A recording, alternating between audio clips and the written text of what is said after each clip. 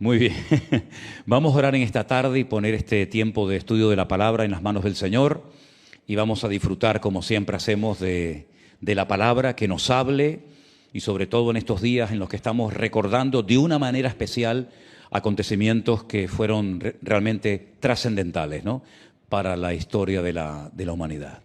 Te damos muchas gracias, Señor, por el privilegio que nos das de abrir tu palabra, leerla, estudiarla. Pedimos que nos hables, como siempre, Dios mío, a través de ella y que estemos atentos y que podamos recibir tu palabra, tu enseñanza y valorar el hecho de poder estar aquí reunidos, y también oramos por todos los hermanos que nos están viendo desde muchas partes del mundo, que tú les bendigas también a ellos y que tu palabra llegue claramente a sus vidas para que todos podamos crecer y fortalecernos cada día más y más en tus caminos y en tu palabra. Nos ponemos en tus manos, en el nombre de Jesús. Amén y amén. Gloria a Dios. Hermanos queridos, yo quiero hablar de unos personajes bíblicos. Son personajes bíblicos. No son personajes inventados por la sociedad o por los gobiernos o por las religiones. Son personajes bíblicos que lamentablemente tengo que decir que yo creo que han sido y siguen siendo, y me temo que seguirán siendo, los personajes más, no sé ni qué palabra utilizar, sinceramente, pero los han convertido en el centro, en el foco de atención. Incluso parece que para lo único que están es para hacer una aparición un par de veces durante unos días en el año, y recibir todo tipo de cartas y de peticiones por parte de los niños que están ansiosos por recibir sus regalos. Y vemos en los colegios, vemos en las plazas, vemos en los centros comerciales cómo están sentados en sus tronos y los niños se ponen al lado de ellos, algunos pequeñitos en brazos de ellos, para sacarse fotografías y que alguno de ellos le dé algún caramelo. Lamentablemente esto no tiene absolutamente nada que ver con la información que nos da la Biblia, la palabra de Dios. Estoy hablando de los mal llamados los Reyes Magos. Y digo mal llamados Reyes Magos porque la Biblia no dice que eran reyes. He estudiado en profundidad este tema y estos personajes. Y primeramente, antes de entrar en materia y leer una porción del Evangelio de Mateo, primeramente decir eso, que no son reyes. En ningún momento la palabra reyes aparece en el texto bíblico. Aparece una palabra que es la palabra magoi. La palabra magoi lamentablemente se ha ido deteriorando con el paso del tiempo, hasta el punto que esa palabra vuelve a aparecer en el libro de los Hechos cuando la Biblia hace referencia a un tal Simón el Mago. ¿Se acuerdan? Simón el Mago, que tenía engañada a mucha gente con las cosas y con las magias y con los trucos que hacía. Los magoi o los magos fueron gente muy respetada en la antigüedad. Eran personas que eran fundamentalmente astrónomos, ¿verdad?, que estudiaban las constelaciones, las estrellas, los planetas, etcétera. Y eran personas estudiosas, personas cultas. Luego después pasaron, sobre todo en el Imperio Persa, a hacer más bien un servicio sacerdotal, en toda ceremonia de nacimientos, de matrimonios, de muertes, etcétera, siempre tenía que haber la presencia de un magoi, ¿vale?, que era una especie de sacerdote, así como una especie de levita, pero en aquella cultura persa. Con el paso del tiempo, pues comenzaron a hacer una mala utilización de sus conocimientos, y de ahí viene todo lo que es la astrología, todo el estudio de los astros, de los signos del zodíaco, etcétera, etcétera. Pero durante muchos siglos fueron personas respetadas, personas cultas, personas, digamos, inteligentes, sabias, que se dedicaban fundamentalmente al estudio de las estrellas, de las constelaciones, como he dicho. No eran reyes, eran magos o magois, eran astrónomos. En segundo lugar, también quiero decir que tampoco la Biblia nos da el nombre. Hoy en día los reyes magos para la gente tienen nombres que son, Isma, que a Isma le gusta mucho eso. Esos nombres no aparecen en la Biblia. La Biblia no dice cómo se llamaban. Pero es que lo curioso es que la Biblia tampoco dice cuántos eran. ¿Por qué 3? Bueno, pues porque en aquellos tiempos se consideraba que eran como representantes de los 3 continentes que se conocían en aquel tiempo, que era África, por eso hay uno que es negrito, tenemos a otro que es el representante de Europa y tenemos a otro que sería el representante de Asia. Y los 3 representan a los 3 continentes, ¿verdad?, que van a adorar al niño Jesús, a Belén, ¿no? Pero la Biblia no dice ni el nombre, ni que eran reyes, ni tampoco cuántos eran. Podían ser 3, no hay ningún problema en que fueran 3. ¿De dónde sacan la conclusión de que fueran 3? Pues de la explicación que les acabo de dar. Y aparte, como se mencionan 3 regalos, oro, incienso y mirra, pues dice, bueno, cada uno de ellos, uno trajo el oro, el otro incienso y el otro la mirra. Pero realmente no podemos decir, según la Biblia, cuántos eran. Podían ser 3, 4, 5, 8, 10 o los que fueran. Eso es realmente lo de menos. La Biblia nos dice lo siguiente referente a estos personajes bíblicos. Y quiero decir antes de leer Mateo capítulo 2, que no es ningún pecado hablar en estos días, como en cualquier época del año, pues del nacimiento de Jesús, de José, de María, de los pastores, de los magos de Oriente. No es ningún pecado, no es ningún delito. Algunos se llevan las manos a la cabeza. ¿Cómo es posible que el pastor en estos días esté hablando del nacimiento de Jesús? Bueno, hablo del nacimiento de Jesús porque es un tema que está en la Biblia. ¿O es que la Biblia no habla del nacimiento de Jesús? ¿O es que la Biblia no habla de unos magos que vinieron de Oriente a adorar a Jesús? ¿O es que la Biblia no habla de unos pastores que fueron advertidos por una hueste de ángeles que les dijeron que había nacido en la ciudad de Belén el Hijo de Dios? Es decir, podemos hablar de estos temas en cualquier época del año.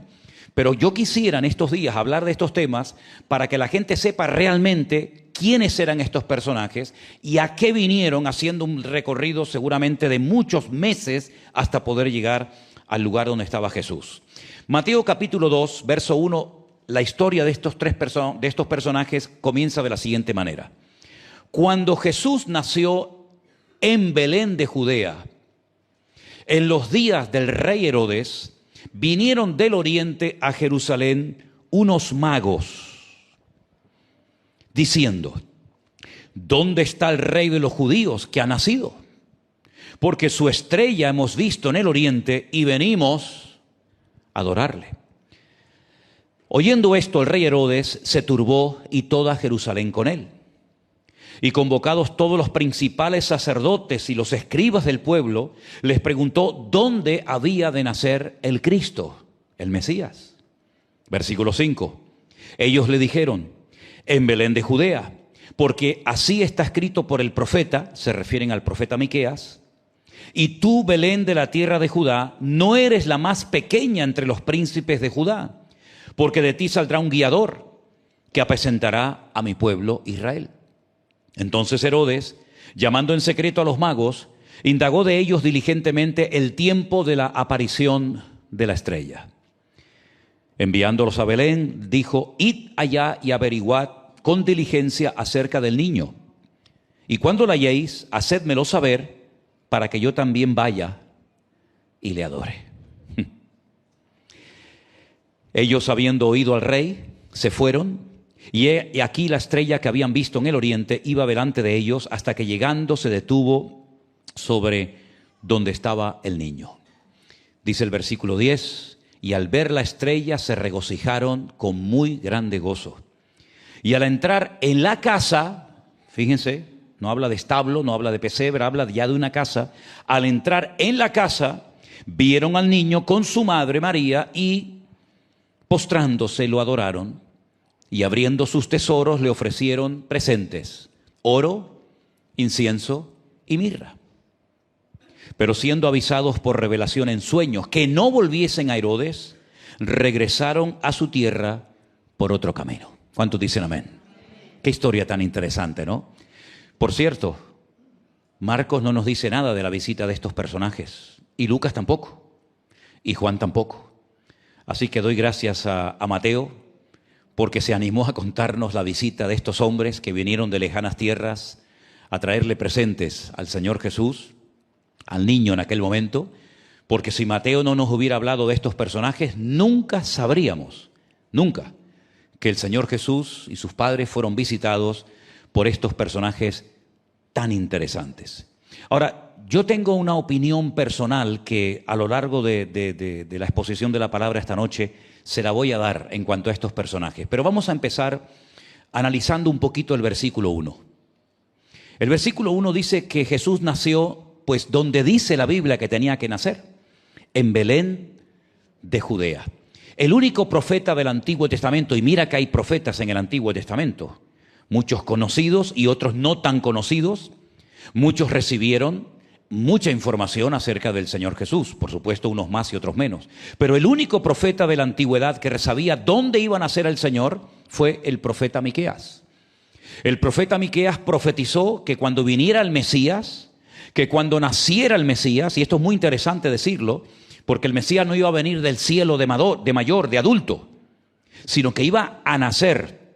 Es decir, que el Mesías habría una etapa en su vida en la que sería un bebé, sería un niño pequeño, y tendría una madre y un lugar de nacimiento. Y esto es muy importante porque hasta el día de hoy, algunas personas creen que cuando venga el Mesías, algunos creen por primera vez, vendrá de adulto, vendrá ya grande. Y eso no es lo que dice la Biblia referente a la primera venida del Mesías. El profeta Miqueas dice que tendría que nacer como cualquier ser humano, de una mujer, con dolores de parto, en fin, todo lo que eso conlleva. Y tendría que nacer en un lugar específico, que era Belén de la provincia o de la región de Judea. Ahora, en el Antiguo Testamento se habla de Belén, no es la primera vez que aparece este nombre en la Biblia. En hebreo el nombre es Bet-Lehem, que significa la casa del pan. Era un lugar donde se criaban los corderos que luego se iban a sacrificar en el templo fundamentalmente, y era un lugar donde había muy buena tierra para la siembra. Prueba de ello es que en esa población vivía un señor llamado Booz. ¿Se acuerdan de Booz? ¿Se acuerdan de él? Booz era el hijo de Rahab, que se había casado a su vez con un israelita. Booz tenía muchas tierras en Belén de Judea, y él vivía allí, y allí fue donde llegó Noemí, viuda, porque había perdido a su marido y a sus 2 hijos, pero llegó con una de sus nueras. ¿Quién era? Exactamente, Ruth la Moabita. Y saben ustedes que Belén es tan alto, Belén está casi 800 metros de altura, y desde Belén se ve enfrente las montañas de Moab, se ve Jordania. Y allí es donde estaba Ruth trabajando para su suegra Noemí. No solamente aparece Belén en la Biblia en esa ocasión, sino que tiempo atrás una mujer al dar a luz murió en el parto. Y es la única matriarca del pueblo de Israel que no está enterrada en Hebrón, en la cueva de los patriarcas y de las matriarcas. En la cueva en Hebrón está Abraham, Isaac y Jacob. Y al lado está Sara, la esposa del patriarca Abraham. Al lado de Isaac está su esposa Rebeca. Pero al lado de Jacob no está enterrada Raquel, sino está Lea. Porque Raquel murió en el parto y está enterrada muy, muy cerca de Belén. ¿Sí? Un poquito antes de llegar a Belén, nosotros hemos tenido la oportunidad de ir, no muchas veces, pero tal vez 3 o 4 veces yo he ido a Belén. Y yendo de Jerusalén a Belén, que hay como aproximadamente unos 10 kilómetros hacia el sur, te encuentras con un lugar donde dice tumba de Raquel. Y allí va mucha gente a orar y a visitar la tumba, ¿no? Así que ella está enterrada muy cerca de Belén. Pero sin lugar a dudas, Belén en el Antiguo Testamento era muy, muy conocido porque allí nació nada más y nada menos que el rey más grande y más importante de todos los que hubieron en Israel, que fue el rey David. El rey David. El rey David nació en Belén y hay una historia muy bonita donde él dice en alta voz a sus soldados: ¿quién me diera a beber del pozo, de las aguas del pozo de Belén? Y allí entran sus soldados jugándose la vida, cogen un poco de agua del pozo, se lo llevan, y entonces él cuando la derrama, ¿verdad? También lo hizo Alejandro Magno en su momento, ¿no? Pero bueno, a lo que vamos, fue en ese lugar donde nació el Señor Jesucristo. Como dije el domingo, sus padres no vivían en Belén, vivían en Galilea, muy lejos. Desde Belén hasta donde vivían sus padres hay 130 kilómetros. Imagínense lo que es caminar 130 kilómetros para llegar a Belén de Judea, porque en aquellos días Augusto César, del cual hablé un poquito el domingo, había dado un edicto había promulgado que todo el mundo tenía que ir a su lugar de origen para ser empadronados. Y justamente allí, en aquellos días, nació el Señor Jesucristo, en días del rey Herodes. Ahora, si ustedes leen en la Biblia todas las veces que aparece Herodes, ustedes pueden llegar a la conclusión equivocada de que este hombre tenía la vida eterna, porque no muere nunca. Pero es que hubieron muchos Herodes. Este Herodes que aparece en el versículo 1 se llama o se conoce con el nombre de Herodes el Grande. Este fue el que construyó, por ejemplo, Masada, el templo que hay en Masada, que se sube con un teleférico, que hemos subido muchas veces allá arriba. Este fue el que hizo el puerto y la ciudad de Cesarea la Marítima. Este fue el que hizo el famoso Herodión. Por cierto, hace unos días vi en YouTube un documental acerca de los últimos descubrimientos arqueológicos que se han hecho en el Herodión. Les recomiendo que lo vean. Hay un arqueólogo judío que ya murió, ahora les voy a decir cómo murió. Este arqueólogo se llamaba Ehud, no me acuerdo el otro nombre, pero sé que su nombre era Ehud. 40 años estuvo tratando de localizar la tumba del rey Herodes. 40 años. Finalmente la encontró.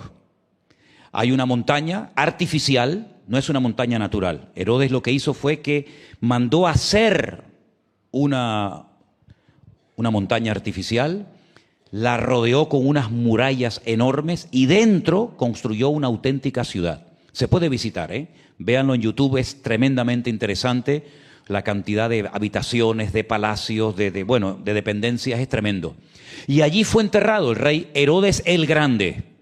Pero durante 40 años este arqueólogo judío llamado Ehud no la encontró, pero finalmente la encontró. Un sarcófago enorme. Y un día caminando por unas murallas que rodean el Herodión, como así se llama, tropezó y cayó encima de la tumba del rey Herodes y allí se quedó y murió. ¿Qué les parece? Las paradojas de la vida. 40 años buscando la tumba del rey Herodes, tropieza y se cae encima de la tumba. Bueno, para que después digan que no la encontró, para que después digan que se equivocó de tumba. Bueno, pues allí era donde vivía este hombre, un hombre terrible, Si ustedes están interesados un poquito en conocer la historia, este era un demonio. Mira, este mató a su madre. Se llamaba Alejandra.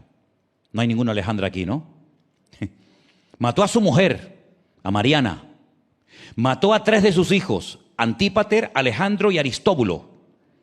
Los romanos, que fueron los que le pusieron, porque este era idumeo y medio judío, ¿verdad?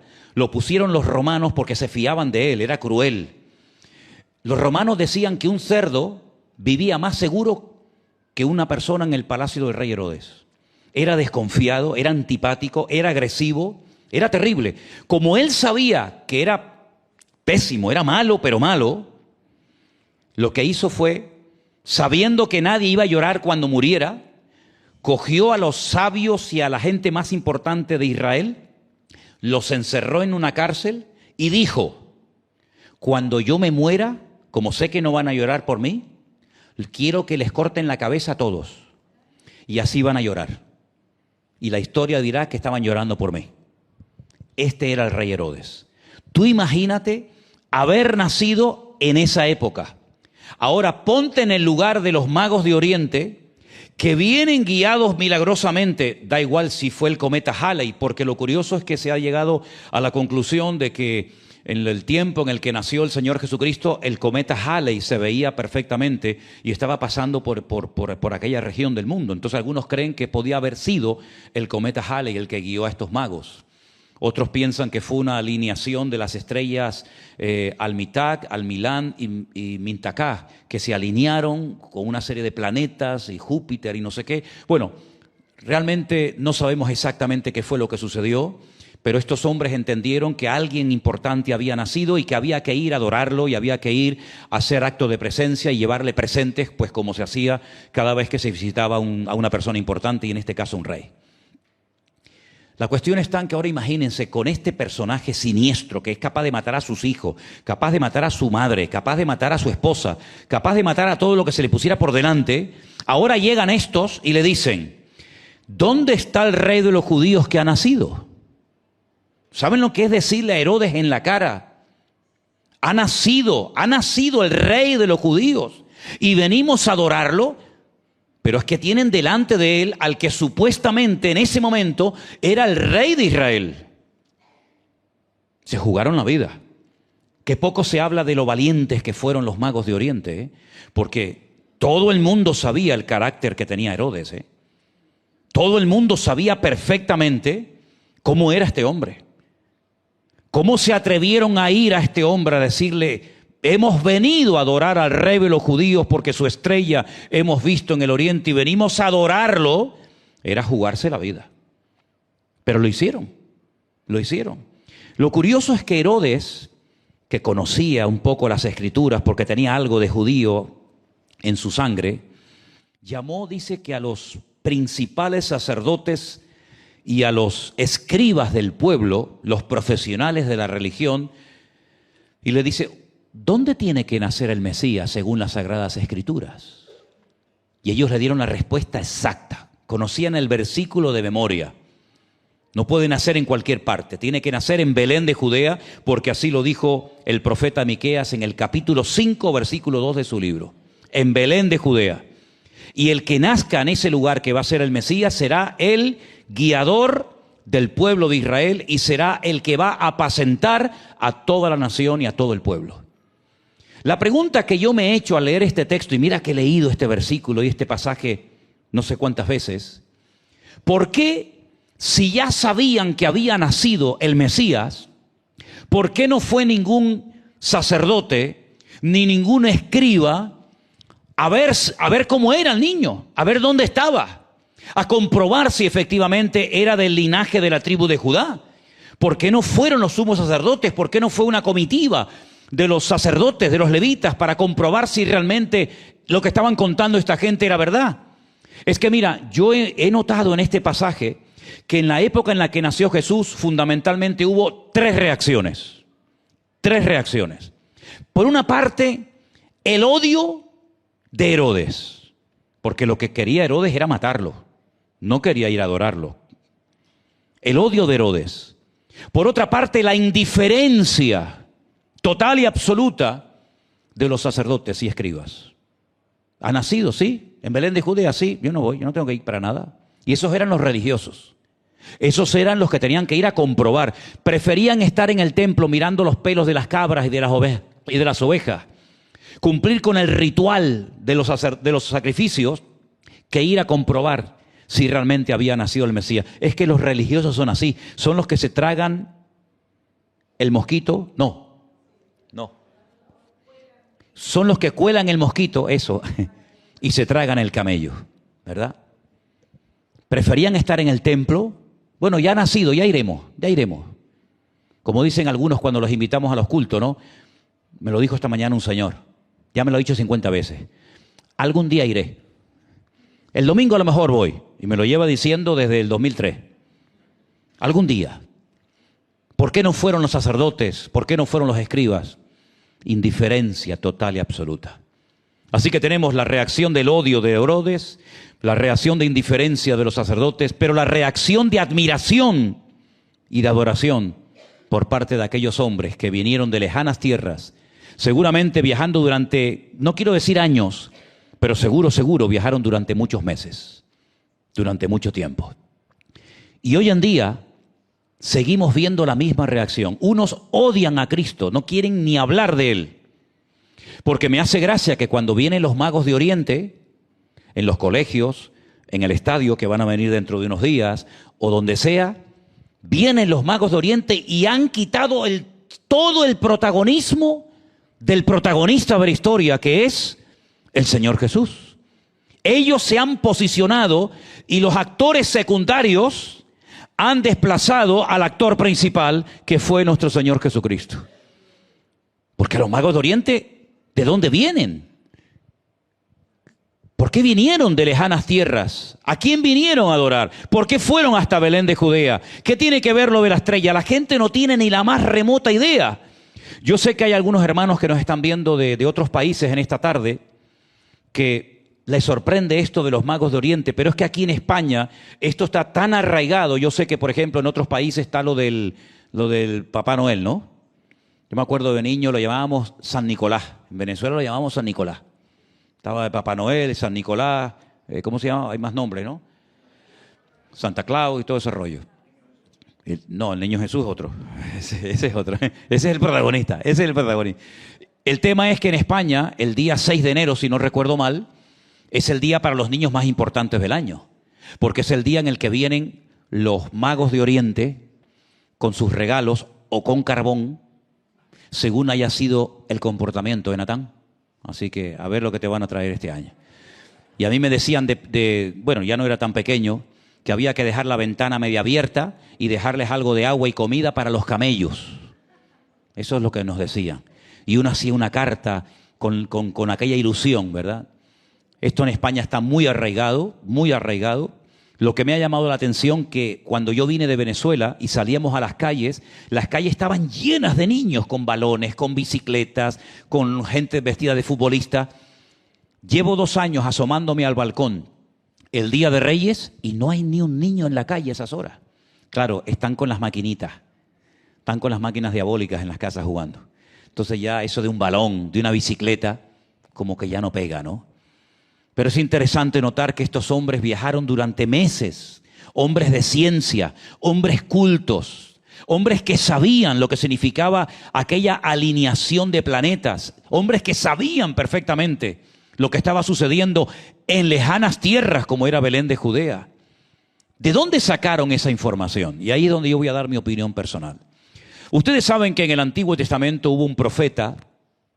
No sé si él se consideraba profeta, pero nosotros lo consideramos y lo llamamos un profeta, que fue el profeta Daniel, que él había recibido a lo largo de su vida muchas visiones y revelaciones acerca de los acontecimientos finales. No voy a hablar ahora de todas las visiones y revelaciones y profecías que recibió porque nos llevaría mucho tiempo. Pero en una de ellas, él recibe la fecha de la primera venida del Mesías. El Señor le dijo, más o menos así, parafraseo el texto, sabe pues y entiende que desde la salida de la orden para restaurar Jerusalén y los muros hasta el Mesías príncipe, y le da una fecha. Se podía hacer un cálculo, desde que salieran del cautiverio en Babilonia hasta que apareciera el Mesías, pasarían 483 años o 69 semanas según el calendario hebreo, ¿no? Es decir que cuando salieran del cautiverio en Babilonia, que salieron en varios grupos con Zorobabel, con Nehemías, etcétera,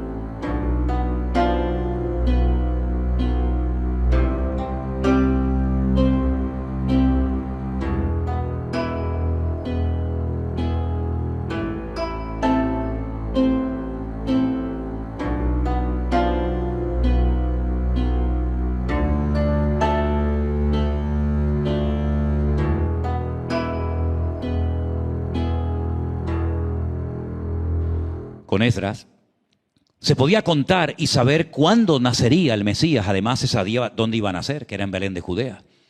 Es interesante notar que el día que el Señor Jesucristo entró triunfalmente a la ciudad de Jerusalén, antes de entrar, se detiene en el Monte de los Olivos y hay allí una iglesia que se llama la iglesia de la lágrima, que tiene como forma de lágrima, ¿verdad? Donde cuenta la tradición que Jesús se detuvo y en el altar mayor de la iglesia hay un gallo, o mejor dicho, perdón, una gallina arropando a los polluelos, y en latín aparece ese versículo que dice: Jerusalén, Jerusalén, que matas a los profetas y apedreas a los que yo te envío. ¿Cuántas veces yo quise juntar a mis hijos como la gallina junta a sus polluelos y no quisisteis, ¿verdad? Allí se para el Señor Jesucristo y llora, porque Él sabe que aunque ese día le van a recibir triunfalmente y van a decir aquella frase que se decía solamente cuando viniera el Mesías, Baruch haba Beshem Adonai, bendito el que viene en nombre del Señor, Él sabía perfectamente que esa multitud, que esa masa de gente que le estaba recibiendo con palmas y con vítores ese día, esos mismos, esa misma semana, iban a pedir su vida a Poncio Pilato, el gobernador de Judea. Por lo tanto, Él llora, porque Él no solamente ve lo que le va a pasar dentro de unas horas, sino Él ve lo que le va a pasar a Él y lo que le va a pasar a la ciudad. Una destrucción total y absoluta que ocurrió pues unos pocos años después de su profecía, ¿no? En el año 70 después de Cristo. Así que toda esa información acerca de la venida del Mesías y todos los tesoros, porque no se olviden que Nabucodonosor engrandeció muchas veces a Daniel y a sus compañeros y llegó a ser una persona muy influyente y tremendamente rica. Daniel fue un hombre tremendamente rico y próspero en Babilonia, pero él no tuvo descendencia. ¿Cómo se llamaba la esposa de Daniel? ¿Cómo se llamaron los hijos de Daniel? No lo menciona en la Biblia. Probablemente fuera un eunuco en el palacio del rey, porque esa era la condición para poder vivir en el palacio del rey, donde estaba el harén de todas las esposas del rey. Por lo tanto, él no tuvo descendencia, pero sí compartió toda la información. Sí compartió todo lo que él había recibido de parte del Señor en revelación. Y algunos opinan que esa fortuna de oro, de incienso y de mirra, especies tremendamente valoradas y caras en aquella época, y aquellas personas sabían que había nacido en Belén de Judea el Mesías, el Hijo de Dios, por toda la información que probablemente recibieron de los mismos labios del profeta Daniel. La mayoría de los comentaristas dice o vinieron de lo que es la zona de Babilonia, lo que es hoy en día Irak, entre el río Éufrates y Tigris, lo que se llama la Mesopotamia, o pudieron venir tal vez de Persia, que es el país de Irán en la actualidad, país que también conoció como imperio Daniel, porque él sobrevivió al imperio babilónico y conoció el imperio de los medas y de los persas. Sea como sea, estos hombres vienen, primeramente van al palacio del rey Herodes y le dejan bien claro con su pregunta, porque la pregunta, si ustedes se dan cuenta, desde mi punto de vista, tiene como doble intención. Primero voy al rey. La pregunta es, ¿por qué fueron al rey Herodes? Sabiendo cómo era, sabiendo que podían perder la vida. ¿Por qué se atreven a ir al palacio del rey? A preguntarle dónde está el rey de los judíos. Es como si fuéramos, bueno, creo que el rey de España vive en ¿cómo se llama? La Zarzuela, ¿no? En la Zarzuela creo que es, ¿no? Sí, porque la Moncloa es el de Peter. Peter es el de la Moncloa. En la Zarzuela vive Felipe, ¿no? Y entonces imagínate que uno llega y se encuentra a Felipe, el rey de España, y dice, oye, una preguntita, venía a ver al rey de España. Y te dice, yo soy el rey de España, ¿no? Pues esa es la reacción que se habrá llevado Herodes, ¿no? Diciendo, ¿cómo que dónde está el rey de los judíos? Yo soy el rey de los judíos. No, tú no eres el rey de nadie. Tú eres un monigote. Tú eres un títere que ha puesto Roma. Pero tú no eres el rey de los judíos. Tú no eres ni judío. Tú no eres de la tribu de Judá. Se jugaron la vida, pero al mismo tiempo le están diciendo al rey en su cara que tú no eres el rey y que el verdadero rey ha nacido hoy en esta ciudad donde tú vives. También me he preguntado muchas veces, si Herodes vivía en Belén, ¿por qué no fue con ellos en ese momento a ver dónde estaba el niño? Bueno, son muchas preguntas que probablemente el Señor nos aclare cuando estemos en su presencia, pero lo que me llama mucho la atención es que ni fue el rey Herodes, ni fueron los religiosos, ni fue nadie, sino solamente estas personas de lejanas tierras. Y cuando llegaron, ya el niño no estaba en un establo, en un pesebre, como vimos el domingo pasado cuando Jesús nació, sino que ya han pasado, se calcula, como 2 años aproximadamente. ¿Por qué decimos como 2 años? Porque el rey Herodes dice que mandó a matar a todos los niños menores de 2 años, no a los niños recién nacidos. Es que cuando los magos de Oriente vienen a visitar a José, a María y al niño, no es un niño recién nacido el que vienen a ver, sino es un niño que tiene probablemente 1 año, año y medio, máximo 2 años, 2 años de edad. Cuando ellos llegan, la sorpresa para sus padres tuvo que ser tremenda. Me llama la atención que no mencionan al padre, porque dice que cuando entraron en la casa vieron al niño con su madre, pero no habla de que estaba José. Estaría trabajando a lo mejor, digo yo, no sé. La cuestión es que ellos abren sus tesoros y le ofrecen al Señor 3 elementos que proféticamente nos hablan acerca de lo que ese niño sería en el futuro. Dice que le dan oro, incienso y mirra. El Señor Jesucristo dice que era el rey, ¿sí o no? Hemos venido a ver al rey de los judíos. Cuando lo crucificaron, pusieron encima de la cruz un cartel en hebreo, en latín, y griego, que decía: este es el rey de los judíos que ha nacido, o este es el rey de los judíos. El ángel Gabriel le dijo a María que él sería el rey de todo Israel y que su reino no tendría fin. Así es que en el oro, la realeza, vemos que efectivamente él era el rey, pero no un rey normal y corriente, porque todos los reinos, todos los reyes tienen un principio y tienen un fin, pero el reino y el rey de reyes y señor de los señores nunca tendrá un fin, sino que reinará eternamente y para siempre. ¿Cuántos dicen amén? Pero también fue un profeta y también fue sacerdote, según la orden de Melquisedec, porque algunos dicen Jesús no podía ser sacerdote, porque los sacerdotes solamente podían formar parte de la tribu de Leví. Y Jesús no era de la familia de Leví, era de la tribu de Judá. Pero ahí lo aclara la carta a los hebreos, muy interesante por cierto, y dice que él era sacerdote según la orden de Melquisedec. Melquisedec en hebreo es Melech Sedec, que es el rey de justicia. Un personaje que aparece en el Antiguo Testamento cuando Abraham viene de haber peleado con unos reyes tremendamente poderosos y de repente aparece en la escena este hombre que dice que era rey de Salem. Eso dice en español, pero en hebreo dice que él era el Melech Shalom. Era el rey de la paz. ¿Y no recibe el Señor Jesucristo el título de rey o príncipe de paz? Dice que Abraham le da los diezmos. ¿Y dónde aprendió Abraham el tema de los diezmos? Si eso por primera vez se menciona como algo obligatorio en la ley de Moisés, y Moisés ni había nacido. Pero Abraham dice que le da los diezmos de todo lo que había ganado al rey de Salem o al rey de paz. Y además dice la carta a los hebreos que nadie sabe ni cómo se llama el padre, ni la madre, ni tiene árbol genealógico, no tiene principio ni tiene fin. Este rey, amigos y hermanos, este rey de Salem fue sin lugar a dudas una de las muchas apariciones del Señor Jesucristo en el Antiguo Testamento. ¿Cuántos dicen amén? Y saben una cosa, el mismo Señor Jesucristo respalda lo que acabo de decir. Cuando un día el Señor Jesucristo está predicando y los judíos le dicen: nosotros nunca hemos sido esclavos de nadie, nosotros somos hijos de Abraham. ¿Así? Le dice el Señor, ¿ustedes son hijos de Abraham? Ustedes son hijos de vuestro padre el diablo. Mira, si alguien usó calificativos durísimos contra el pueblo de Israel, fue sin lugar a dudas el Señor Jesucristo. Yo no me atrevería a decirle a un judío esto, pero el Señor Jesucristo, que era judío y más judío que nadie, le dijo: vosotros sois de vuestro padre el diablo. Si vosotros verdaderamente fuerais hijos de Abraham, ustedes tendrían que creer en mí, porque Abraham vio mis días y se gozó. Y entonces se burlan del Señor y le dicen: ¿que Abraham te conoció a ti? ¿Cuándo te conoció a ti Abraham? Si tú no tienes ni 40 años. Abraham había muerto hacía siglos.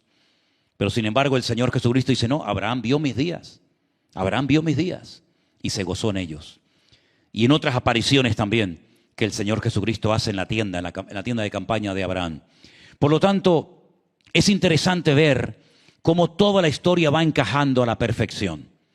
Porque por otra parte uno dice, bueno, si alguien sabía en este mundo quién era ese niño, es decir, si alguien lo tenía pero no claro, clarísimo, quién era ese niño, yo les pregunto a ustedes, si pueden responder en altavoz, no hay ningún problema, ¿quién era, hermanos? ¿Quién sabía perfectamente quién era ese niño? Sí, el diablo, sí. No, pero no vamos a ir, no vamos al campo espiritual, sino al campo. ¿Quién sabía perfectamente cuando miraba al niño que ese niño era el Mesías, el Hijo de Dios, que había nacido de una forma diferente a todos los niños? ¿Quién? Totalmente. ¿Sí o no? María sabía perfectamente que ella se quedó embarazada, sí, sin tener ningún contacto con su futuro marido, que era José, porque estaba comprometida, aún no casada. ¿Qué te parece? Como hacen los gitanos, ¿no? Que se comprometen, ¿verdad? Dice, no, el niño para el niño para la niña, se comprometen y ya se buscará el día de la boda. Ella estaba comprometida, ella no se podía casar con otro hombre, ni él con otra mujer, a menos que hubiera un acto de infidelidad. Por eso dice que como José era justo, porque se habla mucho de María, pero qué poquito se habla del Padre, ¿verdad? Dice la Biblia que como José era justo, y ella le dice, estoy embarazada. Estoy embarazada. Claro, el hombre, ¿qué piensa en un momento? Me ha engañado. Se ha acostado con otro hombre. Y como yo quiero que me echen la culpa a mí y no a ella, la voy a abandonar para que así la gente diga, mira qué sinvergüenza. Deja a la chica embarazada y encima la abandona.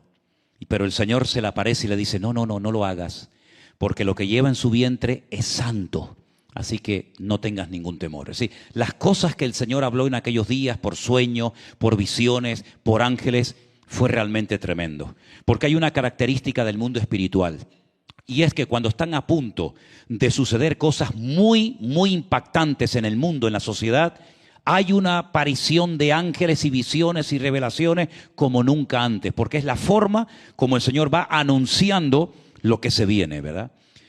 Ahora, María sabía perfectamente que ese niño era el Hijo de Dios, que ella quedó embarazada, como le dijo el ángel Gabriel, por obra y gracia del Espíritu Santo. Lo quieran creer o no, eso es lo que dice la palabra de Dios y eso es lo que creemos. Amén, hermanos. Amén. Muy bien. Ella no tenía ninguna necesidad de que unas personas de Oriente vinieran para confirmarle que él era el rey de los judíos y venimos para adorarle porque su estrella hemos visto en el Oriente. Ella no tenía necesidad de que nadie le dijera que él era el rey o iba a ser el rey de los judíos, porque ella sabía perfectamente que ese niño era un niño especial. Todas las madres de Israel, escuchen bien esto porque esto es la verdad, todas las madres de Israel soñaban con tener algún día, con parir algún día al Mesías, al Redentor de Israel. Cuando nacía un niño en Israel, enseguida la madre, lo primero que pensaba, ¿será este el Mesías? ¿Será este el Redentor? Pero ella no tenía ninguna duda. Ella sabía que ese niño tenía un propósito especial porque ya el ángel Gabriel se lo había dado. No tengo tiempo ahora, pero lean ustedes el mensaje que Gabriel le da a María y le da 7 profecías. 7 profecías. No temas, María, has hallado gracia ante los ojos de Dios. He aquí que darás a luz un hijo, será su nombre Emmanuel, será grande, reinará sobre la casa de Jacob para siempre. Sí, 7 profecías, de las cuales 4 se han cumplido. Es una tarea que les pongo, háganlo ustedes. Quedan 3 por cumplir. ¿Para qué tienen que venir los magos de Oriente a decir hemos visto su estrella en el Oriente y venimos a adorarlo porque sabemos que Él es el Rey? Es que los magos de Oriente no vinieron solamente para adorar al niño, sino que cumplieron una función fundamental, y es lo que dice la Biblia en uno de los primeros versículos que yo aprendí de memoria en mi vida, que es Filipenses 4:19, que dice, mi Dios, pues, suplirá todas vuestras necesidades conforme a sus riquezas en gloria en Cristo Jesús. Ellos van a tener que huir.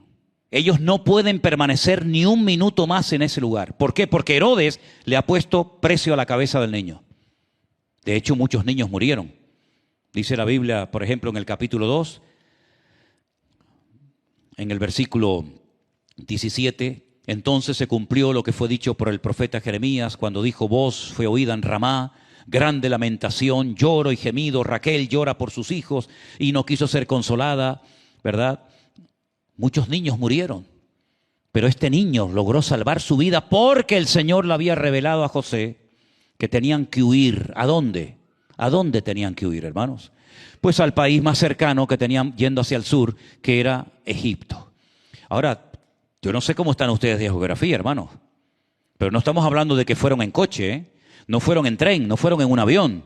Fueron caminando desde Belén hasta Egipto. Visualice usted el mapa un momentito en su cabeza. Qué lástima que no se me haya ocurrido ponerlo aquí para que lo vierais. Pero es un camino larguísimo. Tienen que salir de Israel. Tienen que adentrarse en la península del Sinaí. Probablemente habrán entrado por la franja de Gaza, ¿verdad? Por la franja costera de Gaza. Sea como sea, se tuvieron que meter por el desierto de la península del Sinaí hasta llegar a las ciudades habitadas de la época. Y bueno, si logran llegar con una criatura de 2 años, este hombre es un extranjero. Los egipcios no guardan un buen recuerdo de los hebreos, de los judíos. ¿Por qué? Porque siglos atrás, por culpa de este pueblo, nuestro país quedó totalmente destruido. El faraón murió, el heredero murió, las plagas destrozaron los animales, destrozaron los campos, las cosechas. Este pueblo nos destruyó y ahora viene un judío, un extranjero, a habitar entre nosotros. No es nada fácil, ¿eh? Pero tan bíblico es quédate en tu sitio como tan bíblico es huye de este lugar a otro lugar. No huyeron por cobardía, huyeron porque el Señor les dijo que lo tenían que hacer. Qué curioso, ¿no? A unos les dice que salgan corriendo de Egipto y a otros les dice el Señor, tienes que volver a Egipto. Pero es que había una profecía que decía, de Egipto llamé a mi hijo. Oseas capítulo 11, verso 1. De Egipto llamé a mi hijo. Claro, tiene una doble interpretación, porque también es verdad que la Biblia dice que Israel es como el hijo del Señor.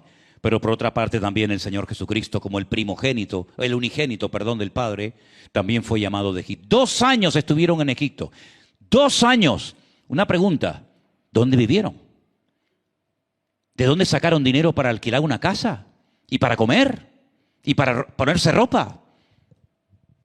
Los magos de Oriente trajeron oro, incienso y mirra para que estuvieran tranquilos 2 años, para que después pudieran volver, pero dice que como tenían todavía cierto temor, se fueran a vivir a otro lugar llamado Nazaret. No fueron a Galilea, no fueron a Belén, se fueron a otro lugar llamado Nazaret, y de ahí viene lo de Jesús de Nazaret, porque fue criado en aquella zona. ¿Os dais cuenta todos los detalles cómo están controlados por el Señor? Ahora, mi pregunta es, ¿hoy en día el Señor tiene sobre nuestras vidas el mismo control que tenía hace 2000 años? ¿Sí o no? Lo controla todo, lo sabe todo. A veces nosotros nos rompemos la cabeza, decimos, Señor, ¿cómo voy a pagar esto? ¿Cómo voy a pagar lo otro? ¿Y cómo voy a poder pagar esta factura? ¿Y cómo voy a hacer esto? El Señor tiene todo bajo control. ¿Nació el Señor Jesucristo en Belén de Judea, sí o no? Nació, hermanos, nació. Pero es que no podía nacer porque las probabilidades eran remotas, porque es que sus padres no vivían allí. ¿Cómo se va a ir 130 kilómetros caminando una mujer con un barrigón así? Pues se fue. Porque había un edicto, era una ley, era una obligación tener que ir al lugar de origen.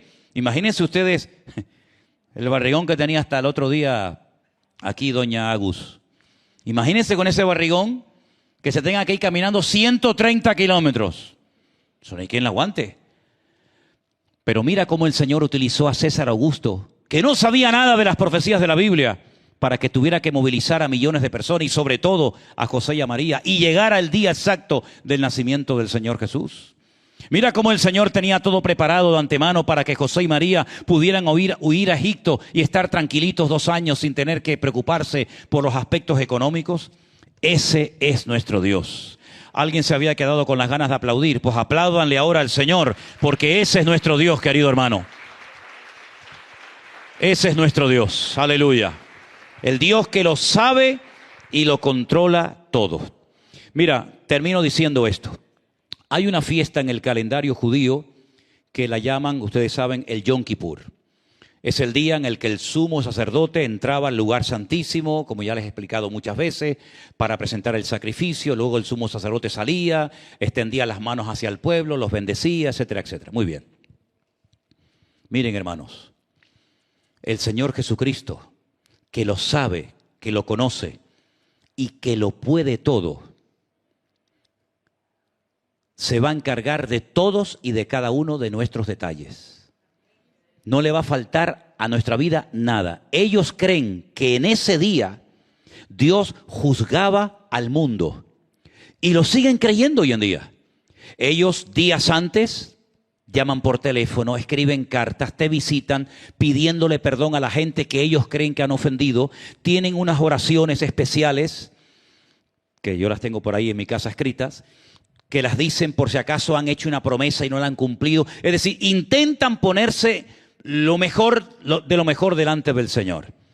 Pero lo que me llama la atención es que ellos tienen una costumbre que dicen que ese día, el día del Yom Kippur, Dios decide lo que en el próximo año te va a pasar con tu vida. Ahí Dios decide cuánto vas a ganar, todo lo que te va a suceder. En ese día Dios hace como un balance de lo que ha sido tu vida y dice, bueno, de aquí al próximo año a este hombre le va a pasar esto, esto y esto y esto. Es una costumbre, es una tradición que ellos tienen. Sea como sea, lo que sí creemos y tenemos la seguridad absoluta de que si estamos en línea con el Señor, en orden, en obediencia, en santidad, alineados con Él, los que amamos a Dios, todas las cosas nos van a ayudar a bien. José tuvo que cerrar su carpintería. Tuvo que cerrar su pequeño negocio, sus herramientas. Lo tuvo que dejar todo, su casa, su herramienta, todo. ¿Pero por qué? Porque el Señor lo movió. Y dice la Biblia que cuando uno cree en el Señor, el que mueve a esa persona es el Espíritu de Dios. Y fíjense hasta qué punto es importante aprender a moverte, no por impulsos carnales, no por emociones, sino por el Espíritu de Dios, que en el capítulo 8 de Romanos, que es un capítulo maravilloso, se llama, o lo titulan, Viviendo en el Espíritu, que para mí es uno de los capítulos más profundos y preciosos de la Biblia. Hay un versículo que dice que los hijos de Dios son los que se dejan guiar por el Espíritu de Dios. En otras palabras, una característica típica de una persona que es un verdadero hijo de Dios es que lo que mueve a ese hombre, lo que impulsa a esa persona, no son sus intereses personales, no son los asuntos económicos o de cualquier otra índole, sino que lo mueve y lo impulsa es el Espíritu de Dios. Porque dice que todo el que ha nacido del Espíritu, pues se deja guiar por el Espíritu y tú no sabes de dónde viene el viento ni a dónde va. Dice, así son los hijos de Dios, que son guiados por el Espíritu de Dios. Y tú tienes que dejarte mover por el Señor. Que Él abra las puertas que quiere que atravieses y que permanezcan cerradas, aunque te duele y te haga llorar. Las puertas que el Señor no quiere que se abran. Y si aquello que querías tanto no se dio, no pasa nada. El Señor tendrá una cosa mejor. Me imagino a José, ¿no? Ya es algo personal. A Egipto. ¿Y para qué voy yo a Egipto? Pues si yo vivo aquí. Yo no vivo en Egipto. A mí no me gusta ir allí. Además, eso queda lejísimo. El calor que hace en Egipto. Y podía haber puesto 20.000 pegas. Callaba la boca. Egipto. Ahí se fue a Egipto. Y lo mismo le pasó a Felipe cuando el Señor le dice, deja este avivamiento, deja este mover tremendo del Espíritu Santo en Samaria y vete al desierto. Y Felipe se calla y se va al desierto y obedece al Señor. Así es como tenemos que ser todos y cada uno de nosotros. Si tenemos a Cristo en nuestras vidas, si ha nacido en nuestros corazones, si es nuestro Rey, pues dice que esta gente lo que vino fue adorar al Señor Jesús. ¿Pero adorar a quién? A un rey. ¿Pero a qué rey? Si es un niño, si no habla, no ha hecho ningún milagro, no ha dado ninguna predicación, no es un niño prodigio que ya a los 2 años hace milagros y señales, como hay un libro apócrifo que dicen que Jesús cuando fue a Egipto sorprendía a la gente porque hacía, como el padre dice que era carpintero, son leyendas, ¿no?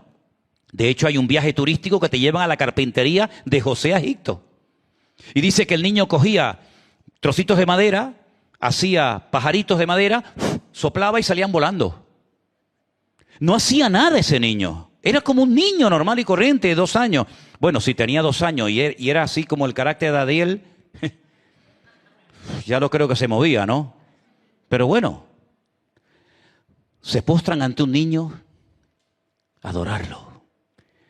Si estos hombres se postraron ante un niño que no hacía nada y lo adoraron, ¿cuánto más tú y yo nos vamos a postrar ante Él, que ha hecho tantas maravillas, señales y prodigios en nuestras vidas? Ellos todo era por fe, no veían nada, pero lo hicieron. Nosotros, hermanos, tenemos miles de motivos para decir, ¿cómo no voy a adorarte, Señor? ¿Cómo no voy a bendecirte? ¿Y cómo no voy a servirte con mi vida después de todo lo que has hecho en mi vida? Amén, hermanos. Seamos como aquellos hombres, obedientes, sacrificados, esforzados, y pongamos nuestros tesoros, nuestros talentos, los ponemos a los pies del Señor, porque no son para nosotros, son para nuestro Señor Jesucristo. ¿Cuántos dicen amén? Denle un aplauso al Señor en esta noche y nos ponemos de pie. Aleluya. Gloria a ti, Señor Jesús. Señor, te damos gracias por tu palabra. Gracias porque en estos días, de una manera especial, podemos recordar estos acontecimientos maravillosos que cambiaron el rumbo de la historia, Señor. Gracias por el ejemplo de estos hombres que vinieron de lejanas tierras para adorarte a ti, Señor. Nosotros queremos hacerlo todos los días de nuestra vida, porque entendemos que tú eres nuestro Rey, nuestro Dios y nuestro bendito Salvador. Gracias, Padre, por tu palabra. La atesoramos y la guardamos en nuestros corazones con acción de gracias en el nombre de Jesús. Amén y amén. Dios les bendiga, queridos hermanos.